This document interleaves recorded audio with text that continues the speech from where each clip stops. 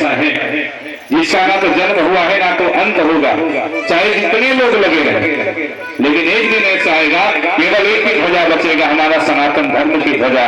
बाकी संसार में जितने भी तैयार हुए हैं सब नष्ट होते चले जाएंगे।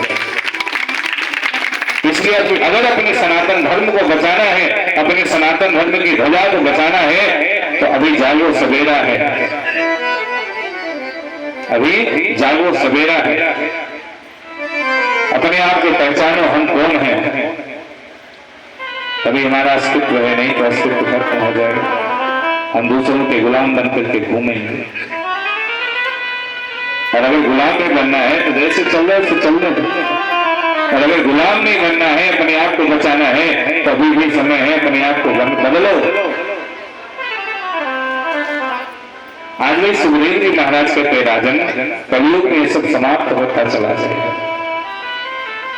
लोग अपने पुत्र को धर्म के बारे में नहीं बताना चाहेंगे। ब्राह्मणों की पहचान कैसे होगी, जब शरीर पे जनेऊ देखा जाएगा। देवी भागवत में लिखा है, आप उठा करके पढ़िएगा देवी भागवत में। देवी भागवत में लिखा है, जिस ब्राह्मण के मस्तक पे चंदन ना लगा उस ब्राह्मण को प्रणाम नहीं करना चाहिए। जिस ब्राह्मण के मस्तक पे चंदन ना लगा हो उस ब्राह्मण को प्रणाम नहीं करना चाहिए, देवी भागवत में लिखा है। इसलिए अगर आप बड़े भाग से कहते हैं, देवी ही भागवत में लिखा है, मनुष्य कई बार आता है मनुष्य योनि में, पहला जन्म उसका होता है कहाँ? पहला जन्म होता है उसका वैश्य कुल में। अगर वो सच्चे कर्म को करता है तो क्षत्रिय कुल में जन्म होता है। क्षत्रिय कुल में जन्म लेने के बाद सत्कर्म को करता है तो कहाँ मिलता है उसे जन्म? ब्राह्मण कुल में उसका जन्म होता है। और ब्राह्मण कुल में जन्म लेने के बाद अगर वो सत्कर्म को करता है तो उसे दूज के रूप में जन्म मिलता है। और दूज के रूप में जब जन्म लेता है और सच्चे कर्म को करता है, धर्मार्थ के कार्य को करता है, तो 84 लाख योनि से उसे भटकने से मुक्ति मिल जाती है। इसलिए अगर भगवान ने ऐसा मौका दिया है, इतना बढ़िया जीवन दिया है, इतना बढ़िया तन दिया है मनुष्य का, तो मानव तन को पा करके अगर हम जिसलिए हमारा जन्म हुआ है, अगर उस कर्म को छोड़ करके हम दूसरे रास्ते पे जा रहे हैं तो हमारा पतन निश्चित है। और ब्राह्मण कुल में जन्म लेने के बाद अगर वो धर्मार्थ के कार्य को नहीं करता है तो बाद में उसे नाली का कीड़ा होकर के जन्म लेना पड़ता है। उसे बाद में नाली का कीड़ा होकर के जन्म लेना पड़ता है। कहते हैं राजन, इस कलिकाल में अदालतों में उसी को न्याय मिलेगा जो ज्यादा धन दे देगा, उसी का अदालतों में न्याय मिलेगा। कलयुग में विवाह होगा, एक दूसरे को देख करके वर कन्या को देखेगा, कन्या वर को देखेगा, दोनों एक दूसरे को देख करके अपने मन पसंद विवाह कर लेंगे, माता पिता की जरूरत ही नहीं पड़ेगी, वो अपने आप ही विवाह अपना कर लेंगे। अभी आप देख ही रहे, धीरे धीरे प्रारंभ हो गया, धीरे धीरे प्रारंभ हो गया है। इसका कारण क्या है? कारण ये है कि हम अपने भारतीय संस्कृति सभ्यता वेशभूषा को छोड़ करके पश्चिमी सभ्यता वेशभूषा को अपनाते चले जा रहे हैं। हमारी भारतीय वेशभूषा जो है उसको हम छोड़ करके पश्चिमी वेशभूषा को पकड़ते जा रहे हैं। जितने छोटा कपड़ा रहे उतने सुंदर है, जितने छोटा कपड़ा मिले उतने बढ़िया है।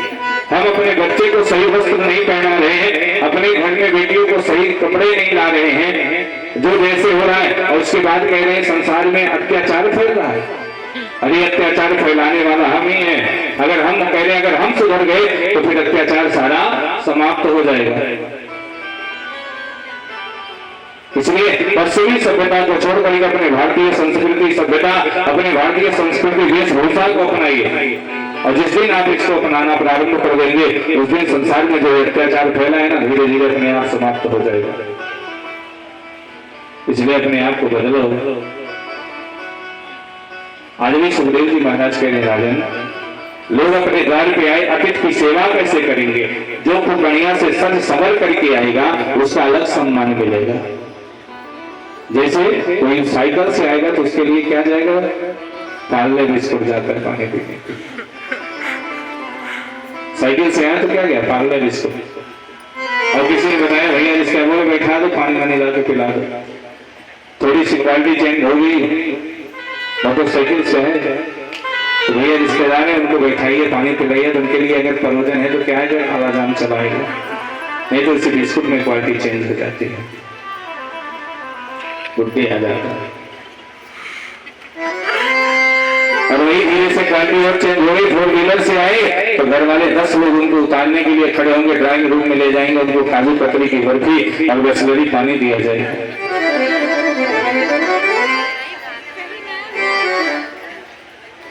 अभी हम लोग तो घूमते रहते, भगवान की कृपा से साल में 365 दिन होता है, 365 दिन में तो हम लोग 300 दिन तो भ्रमणे पे रहते हैं भगवान की कृपा से। 65 दिन ज्यादा बताते रहे, 65 दिन घर रहते हैं, नहीं तो आप ही सभी के बीच में रहते हैं, देखते रहते हैं। तो क्या होता है, अब उनको जब वो जाने लगेंगे ना, गेट तक खोल करके खड़े होंगे, उनको बैठाएंगे, गाड़ी धीरे धीरे चलेगी, तब तक चलेंगे साथ में। और एक साइकिल वाला बेचारा रिश्तेदार, वो भी आपका, वही उतना सम्मान उसका भी है, वही रिश्ता आपसे है, और साइकिल से आया तो उसको बस जाइए। ऐसा नहीं, आए हुए द्वार पे अतिथि की सेवा बराबर करनी चाहिए, चाहे वो गरीब हो चाहे बड़ा आदमी। वही कह रहे, जो सुंदर सच समझ करके आएगा उसका सम्मान अलग होगा। लोग तीर्थों को गंदा करते रहेंगे, गंगा गोमती आदि को वहां कचड़े को फेंकेंगे, और कलयुग में लोग तीर्थ तालाब को ही तीर्थ मान लेंगे, गंगा आदि नदी को नहीं, तालाब को वो तीर्थ मानते चले जाएंगे। और परीक्षित कलयुग में जहां धर्मार्थ का कार्य होगा, लोगों के जेब से धन समाप्त हो जाएगा। जहां धर्मार्थ का कार्य होगा, लोगों के जेब से धन समाप्त हो जाएगा, और जहां कलयुग का काम रहेगा, कलयुग का वास रहेगा, वहां लोगों के पास धन निकलता रहेगा। जैसे भी भगवान की कथा में जाते हैं ना लोग, तो आरती में डालना हो अगर पैसा, भगवान को चढ़ाना हो अगर, तो जेब में हाथ डालेंगे, वहीं 2000 की अलग छाटेंगे, 500 वाली अलग छाटेंगे, जेबिए में 200 वाली अलग करेंगे, 100 वाली अलग, 50-20 अलग, और जब लास्ट में क्या मिलेगी 10 वाली, तो उसको क्या नाम में रोड देते हैं, उसी जेबिया में लेके बेचारी की नसीहत टूट जाती है, और वो उठा के आरती डाल देंगे। और ऐसी नोट आरती में डाल देते, जो कहीं चलने वाली नहीं होती है, वो आरती में चलती है। अब पंडित जी ले जाए, चाहे चले या ना चले, हमारे पास से तो चल गए,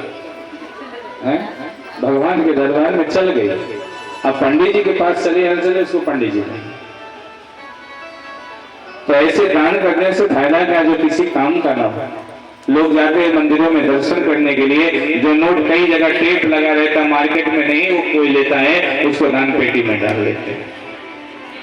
ऐसे दान करने से क्या फायदा, जो किसी काम का ना। दान वही करिए जो किसी काम का, नहीं तो आपका दान देना भी बेकार हो गया, किसी काम का नहीं रहता। आज सुखदेव जी महाराज कहते हैं, राजन कलयुग का ये धर्म होगा, बोलिए वृंदावन बिहारी लाल की जय। कहते राजन, अब आपको हम अंतिम उपदेश देते हैं।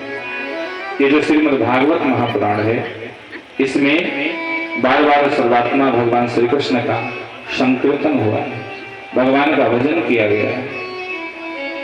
भगवान रुद्र और ब्रह्मा इन प्रभु से अलग नहीं है। कहते हैं, हे राजन, श्रीमद् भागवत महापुराण की कथा को सुनने के बाद अगर आपके अंतर आत्मा में अविवेक मूल धारणा बसी होगी, तो आपका उद्धार नहीं होगा। पशुओं के समान अगर अविवेक मूल धारणा होगी, तो आपका उद्धार होने वाला नहीं है। इसलिए भागवत कथा को सुनने के बाद आपके अंदर पशु के समान अविवेक मूल धारणा नहीं होनी चाहिए। राजन, जैसे पहले क्या था, मनुष्य नहीं था, मनुष्य का शरीर हुआ, और जब शरीर हुआ तो वो नष्ट जरूर होगा। जैसे बीज होता है, जब उसको बोया जाता है, अंकुरित होता है,